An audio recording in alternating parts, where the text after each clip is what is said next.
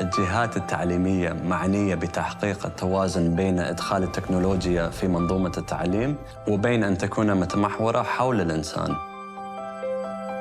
Fostering a lifelong love for learning is one of the greatest gifts that we can offer our children. We prepare for a future that is always moving by having a growth mindset.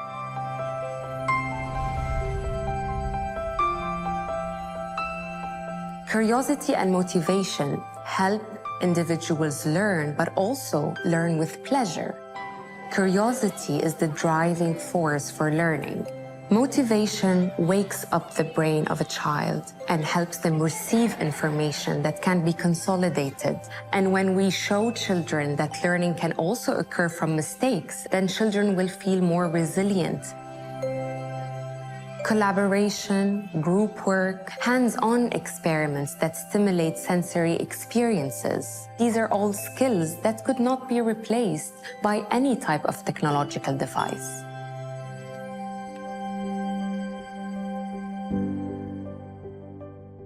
It's very important that we have the right balance between human-led teaching and AI-powered tools. We need to learn how to work with it, not to use the tool just for end outcomes, but how to use the tool as an instrument that helps us to be better learners. I think the world with AI is a better world. It opens up fantastic opportunities. Beyond the classroom setting, you have tools that can adapt to how a student is learning. And I think that's a fantastic opportunity, is democratizing learning for the students.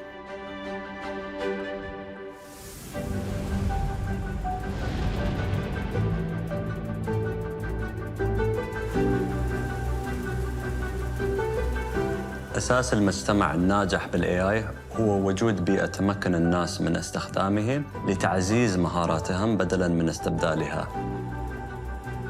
دور القيادة هو الدعم المستمر والتقدير لأهمية الأسرة والمعلمين وأعضاء المجتمع في تنمية الأجيال القادمة.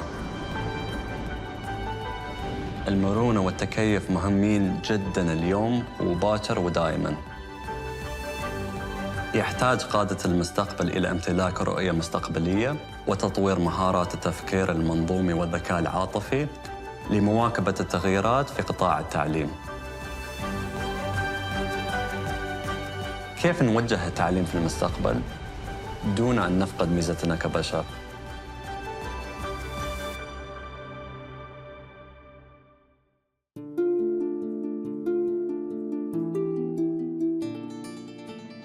بسم الله الرحمن الرحيم. سمو الشيخ حامد بن زايد آل نهيان، سمو الشيوخ، أصحاب المعالي والسعادة، السلام عليكم ورحمة الله وبركاته. يسعدني اليوم أن أرحب بكم وأبارك لكم هذا الشهر الفضيل. ستكون هذه الجلسة باللغة الإنجليزية، فاسمحوا لي الآن أن أكمل الحديث بهذه اللغة. Your Highnesses, Excellencies, esteemed guests, it is truly an honor to be amongst you today, moderating this exciting session titled A Learning Mindset, Curiosity and Innovation for Tomorrow. My name is Mariam Ahmed Hassani, and I am the head of Trends and Innovation at the Abu Dhabi Early Childhood Authority, where I have the privilege of advancing the early childhood development space by empowering and investing in the startup ecosystem, as well as driving the thoughtful adoption of AI and emerging technologies through human-centric design. Today's session will explore how we can cultivate infinite learning ecosystems, one that provides value for all, and individuals can thrive through continuous upskilling and adaptation.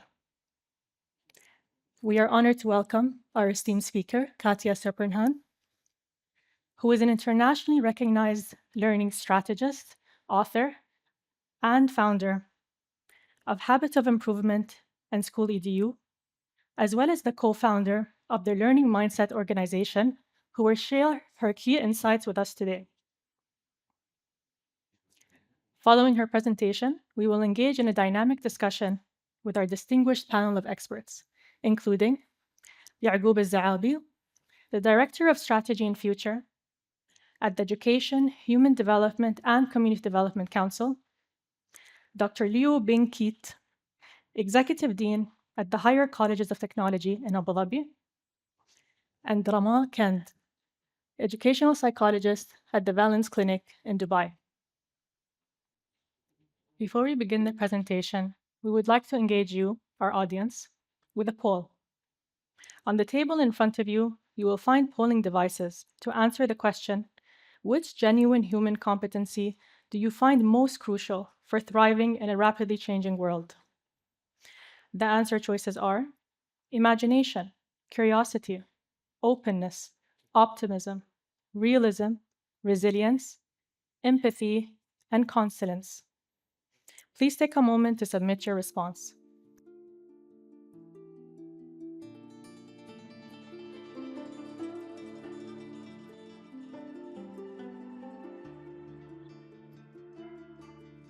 And now, to deliver her remarks, Katya, the stage is yours. Hello, Your Highness, Your Excellencies, ladies, gentlemen, and I'm very surprised, the youth. Welcome. I hope to inspire you with a learning mindset to build this thriving learning ecosystem. But first, let me tell you why I'm here. Above all, and that was not said yet, I'm a mother. I'm a mother of 2 girls, but this picture was taken 10 years ago. Farah and Helena. And one day Farah came home and she said to me, "Mom, I need to go on Facebook." Emphasis on needs. It was important for her. But Mom was writing and she was like, "Don't disturb me." And she said, "Oh, Mom, I really need to go on Facebook." I said, "No, you can't." "Ah, Mom, you're so old." Remind me 10 years ago, "You're so old. You don't understand our world." In my world, she said, we want to be connected all the time. We want to share stuff. You know what? We want to learn together. All my friends, they make their homework and tasks for school together. And because of you, I can't connect with them. So soon my grades will be lower than theirs. And that's your fault. What are you going to do about it? This is 10 years ago. And she reminded me that I am old if I don't grow into their world, if I don't see the future through their eyes. So this is what I want to share with you, the journey. And I also want to provoke you a little bit with some technologies, because I have seen over 17,000 children around the globe to get confirmation that I'm indeed really old. Because when I ask them, how do you want to learn? They say, we don't want to learn. Lifelong learning. It feels like this tournament. It never stops. Every time we think we achieved an exam, they tell us we have to go over it again. We have to go to trainings. It never stops. Can't we just have something, a device that pumps the knowledge in our head when we need it? And I was like, yeah, that might be a good idea. And in 2016, I saw this image. And I thought, this is it. And I started doing a little bit of research. This was actually the beginning of Neuralink.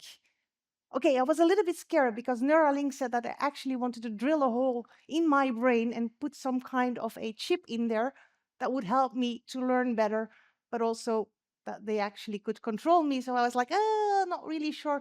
But now, fast forward, 2025, Neuralink is out there in a year, accessible for everybody. And they're not alone anymore.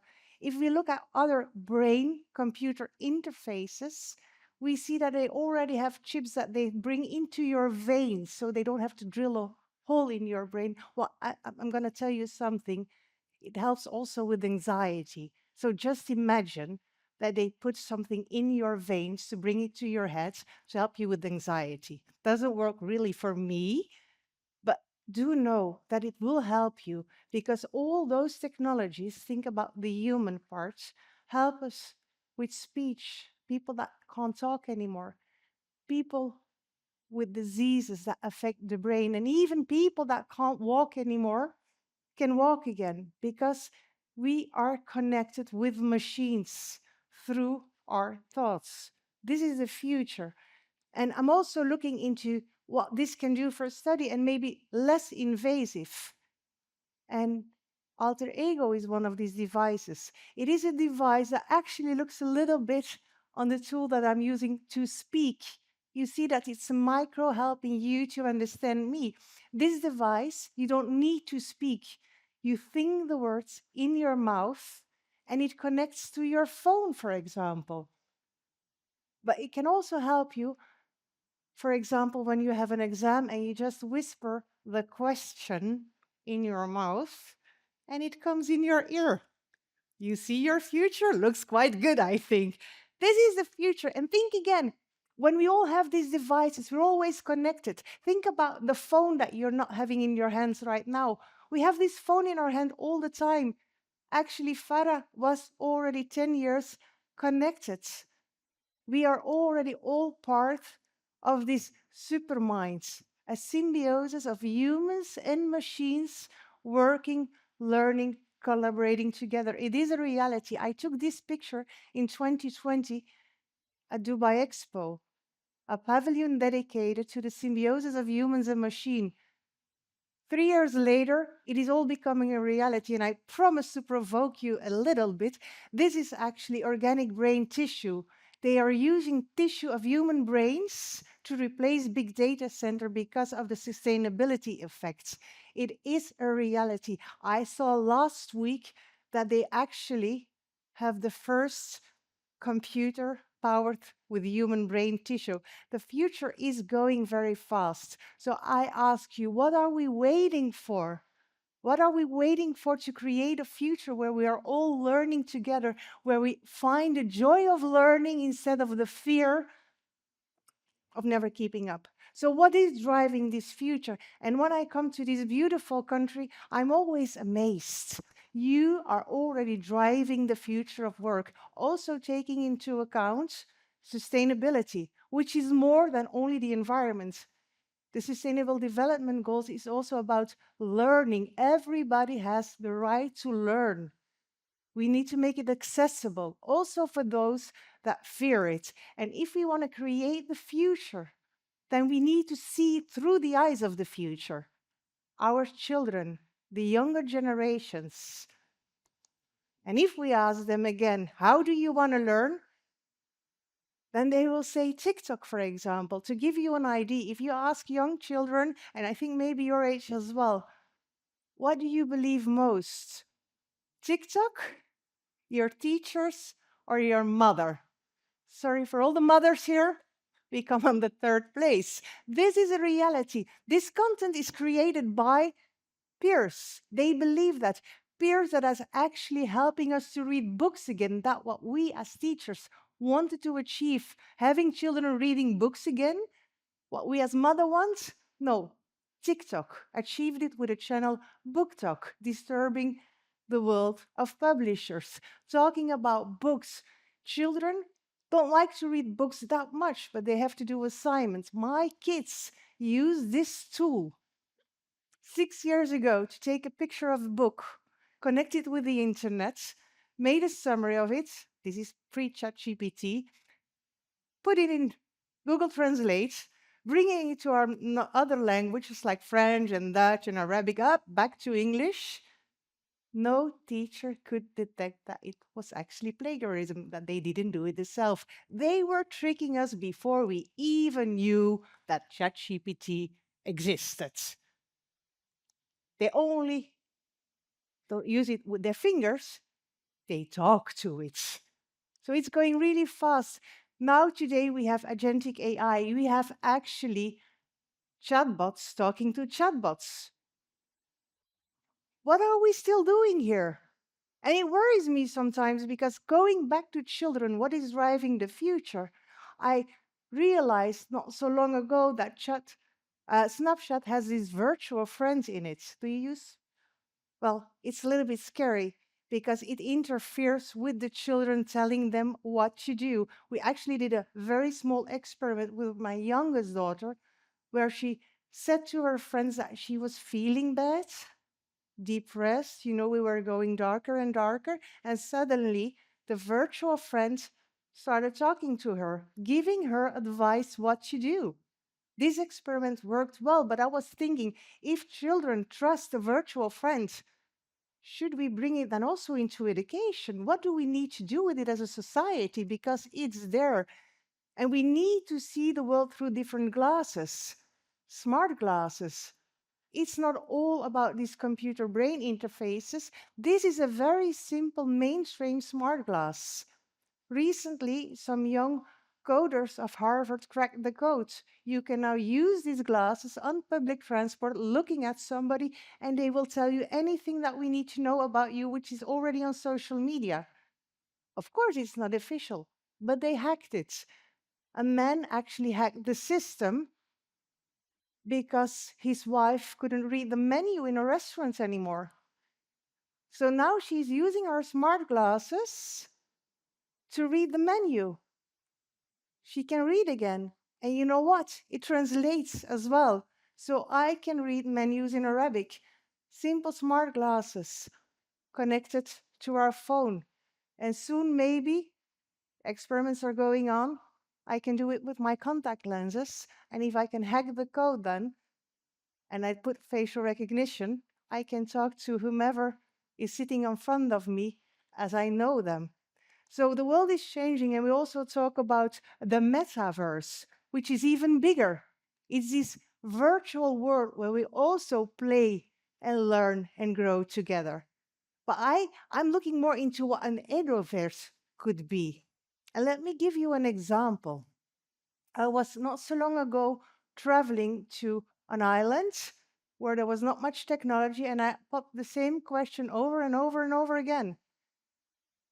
Who is using Roblox here? And all the children went like, yay, they were playing it. And I said, and who is creating on Roblox? And there was this shy little girl, 11, and she puts her hand on. I said, are you creating games on Roblox? And very, very shy. I said, really? And are other children playing your games? Very shy. And she knew what was coming. So I said, like, so are other children paying Robux to you, which is a cryptocurrency that you use to buy? Then she knew, like, okay, this is dangerous ground for me. I said, do your mother know?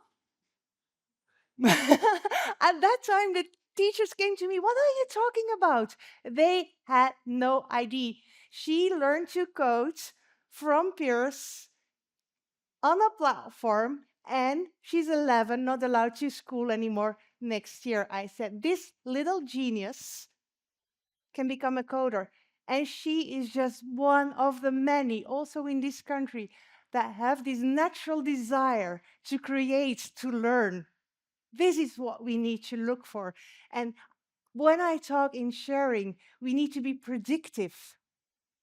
We need to use all the data that we have from our children to create a future for them. And I just saw the Malafi platform where we use it for sustainability. And I was amazed when they told me about the genome projects. But what if we can create something the same for learning? That we start all loving learning because it's tailored to our needs, our feelings, bringing me to becoming more human again in all these times of technology. Feel the joy of learning like we did as a toddler, without fear, with curiosity of what the world could bring us. Being allowed to say why in school without being labeled as you know what. No, admire it. Imagination. Seeing a future that is not yet there. This is one of the things that I admire so much about this country. Openness, which is critical thinking, but with an open attitude, without the negativities. Openness for being different, working with different people, being optimistic that yes, it is difficult, but if we all work and learn together, it is possible with realism. Realism that failing is okay. Actually, sometimes we learn more from the failing if we can openly discuss it, if we are curious to understand what we can do different next time. This is building resilience, which is hardly needed, but resilience can also be blocking away everything that can hurt you. So I also urge you for empathy. And empathy, and I will come back to that when I talk in my last part on leadership, is more than compassion alone. And moreover, I like to talk about consilience. Consilience is the power to see connections with two things that seemingly are not connected. This is my daughter at the age of 6 saying, "Oh, shall I become a ballerina or a coder?" It's the same. It's about algorithms. When you choreograph a dance play, it is like choreographing a drone show. It's about swarm technology. 1, 2, 3, 4, 5, 6, 7, 8, the basics of everything. Consilience, art and science together. I love it. Human consilience, being a leader gathered around with people that have a different idea, opinions, and imagination than him. That brings me to liminal leadership. What is liminal leadership?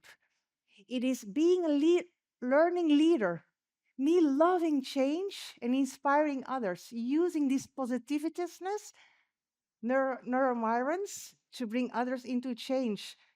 Being able to look under the surface, what is driving us, why some people don't want to follow us, understanding that everything starts with emotions.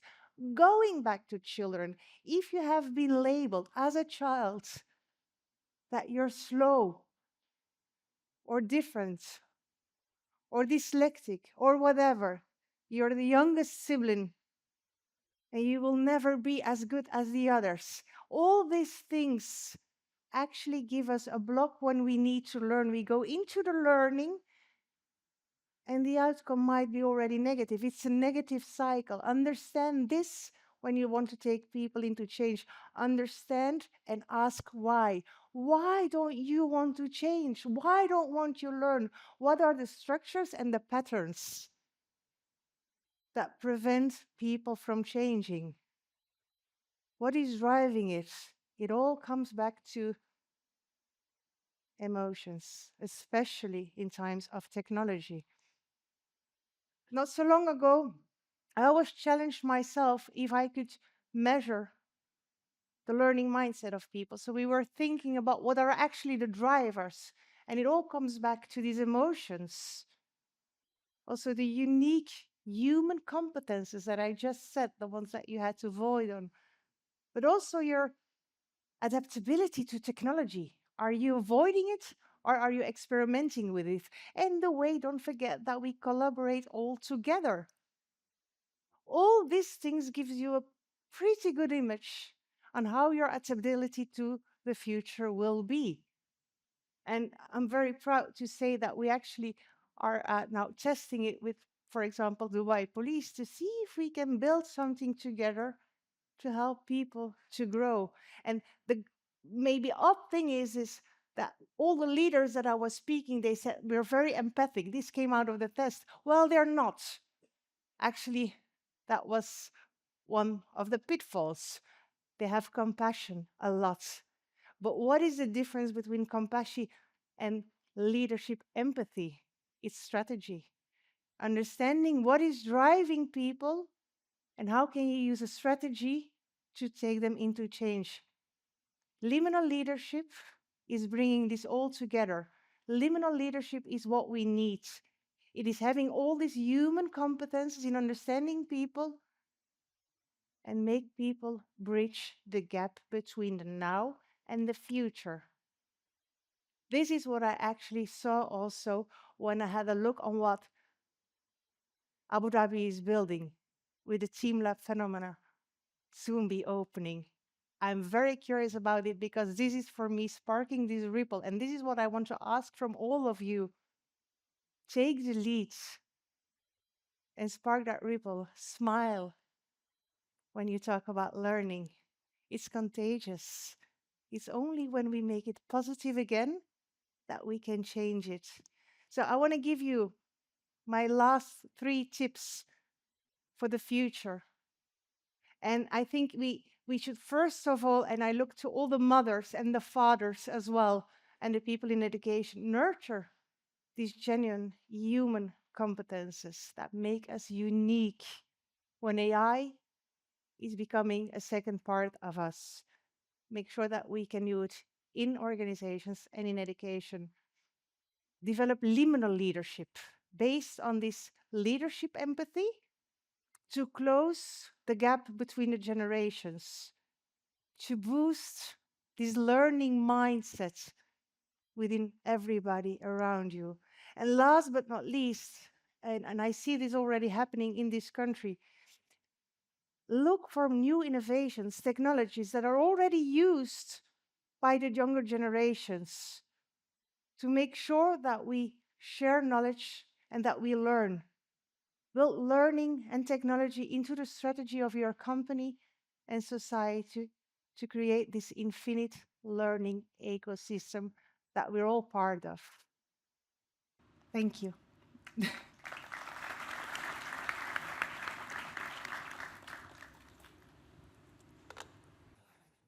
Thank you, Katya, for that inspiring presentation. And now, to begin our discussion with Yaqub al-Zaabi. Yaqub, they say it takes a village to raise a child. And in the spirit of the Year of Community, who would you say are the key players in shaping a child's development and education? And how do you see their role evolving with the changing demographic of today? السلام عليكم. نشكركم سموكم على الاستضافة ومبارك عليكم الشهر. Thank you, Mariam, for the question. And I can't overstate how relevant this is to some of the changes or shifts that are happening in the UAE sectors today. So before I answer your question, I just wanted to tell you a little bit about these paradigm shifts that are happening and then go back into those key players. So the first shift is viewing education, community development, and human development as an integrated sector rather than 3 standalone silos that are developing their own independent outputs, rather viewing them as autonomous but very interlinked and interwoven sectors that need to work together in order to achieve the goal of human development. The second shift that's happening now is also articulating that learning is happening throughout this whole life journey, and it's no longer limited to the classroom, and it's no longer limited to certain professions or places. That learning is essentially for everyone by everyone, which goes into my next point, is that we are also embracing or leaning into the philosophy of collective responsibility. So when I talk about collective responsibility, I'm going back now to the key players who, at the most basic groups, you have the policymakers and the service providers, you have the parents and guardians, you have the children themselves, you have the formal educators, and then you have all of this encapsulated by our community and society. I can't prescribe to you exactly what role they should play other than being both an educator and someone that is educated.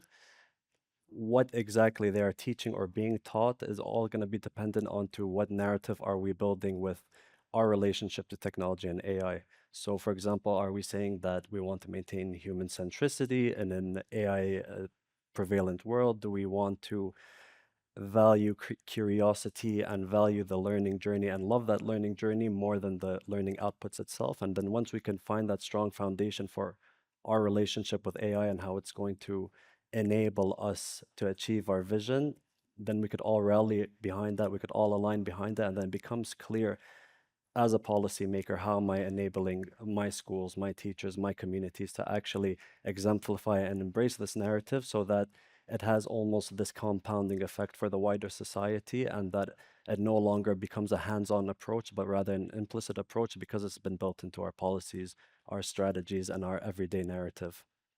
Thank you, Yaqub. Next question to Leo. The most in-demand jobs of 2030 likely don't exist today. So how can higher education prepare students for an unpredictable future? Yeah. Let me just start by thanking Your Highness for being part of this panel.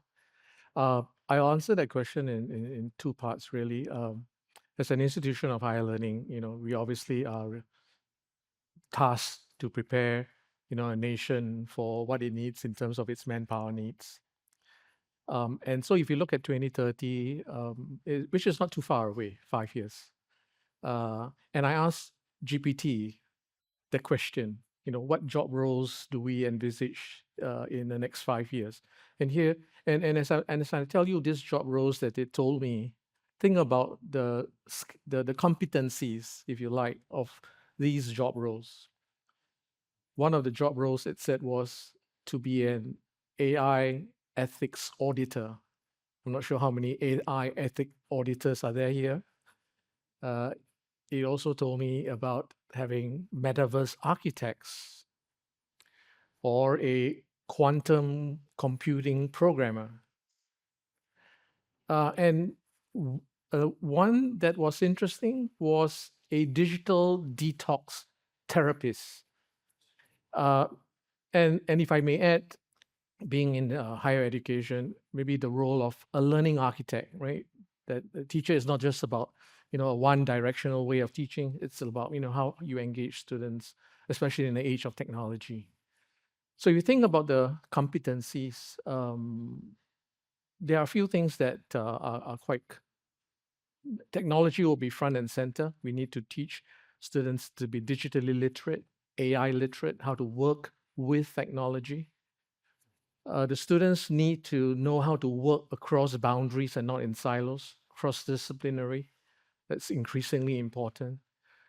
But as you know, there are certain skills that are going to be, if I may say, lifelong, that we still need them to be critical thinkers. We need them to be able to solve problems in creative ways. We need our students to be good communicators, right? Good collaborators. We need them also to be resilient, right, and agile in times of adversity. So, as an institution of higher learning, how do we prepare our students precisely in those areas, right, in technology, in lifelong skills, and being cross-disciplinary as well? Thank you. Rama, we know that learning requires a safe environment at home, schools, even the workplace. How can we best design these spaces to ensure we empower curiosity and an openness to failure as a natural part of the learning process? Mhm. Thank you, Mariam. Your Highness, Your Excellencies, esteemed guests, and dear colleagues. We often tell children to take risks, think big, create, innovate. But then when they make a mistake and they fail at doing so, they get penalized or they get consequences. Children in schools are still tested, marked, graded, scored, and compared against strict standards. And although we have done a lot of progress in how we assess learning in schools, we still have a very long way to go before we ensure a safe learning environment. In our clinics today, the most prominent mental health problem is anxiety in children. Anxiety stemming from a pressure to perform academically or perform socially. And unless we act now and we get this right, we risk having a future generation of individuals who are afraid of taking risks. So, in order to build a safe environment for learning, we need to shift from a performance based assessment and performance based environment to a learning based environment where we praise children for making an effort, for asking the right questions, for having the right attitude to learning, and focus less on the outcome and the results. In the home environment, this can look like parents modeling resilient behavior, how they react to their mistakes and they react to their failures. In the classroom, this means rethinking how we assess students, focusing more on the process of learning, on the methods that lead to the result of a research. And if we succeed in creating a safe learning environment for children and students, then not only are we preparing the students of the future to take tests and exams, but we are also preparing them to handle big challenges in an ever evolving world. Thank you, Rama. In the few final moments we have of this discussion, I'd love to pose a question to each of you. What unique insight would you like to add to our wonderful and uniquely positioned audience here today? We'd like to start with Yaqub. I would just encourage everyone to not underestimate the value of talking to each other, talking to different people, talking with openness, learning as much as you can from people that may have different walks of life or different professions than you, because we are all part of the same society. We all have the same stake in where we are trying to go with our future. And we have a lot to learn from each other, even if we're talking about it in different terminology or different perspectives. The essence and the drive to move things forward is there, and we can't lose anything from talking to each other and bridging the gap between seemingly different areas of our society. Thank you, Yaqub. Dr. Dio? I would say embrace technology, embrace AI, but keep the human in the center. Rama? I would say to parents and educators to model the behavior that they would like to see in our children. If we want to help our children embrace the learning experience and embrace mistakes and challenges as opportunities to grow, then we need to show them how we use the mistakes that we make as stepping stones rather than stopping points. Thank you. And now, finally, Katya, would you be so kind as to reveal the results of the poll? Well, I'm curious, but that's apparently my middle name. And as I said before, curious would be very high. Of course, I know it was in the title, so we were actually building on your mindset. And that's true because curiosity is also the beginning of most things. It starts with curiosity. Once you don't have that, then all the rest will not work. So I want to stress the importance on curiosity. And I see that a 6, I'm looking here, resilience is very high as well. Yes, I understand, especially resilience. However, when you talk to children again about what they think is most important, they will probably put imagination much higher. And why I want to emphasize now on imagination, and I could not prepare this because I didn't have the numbers, but I see imagination only on the 10th place, so I want to bring it up.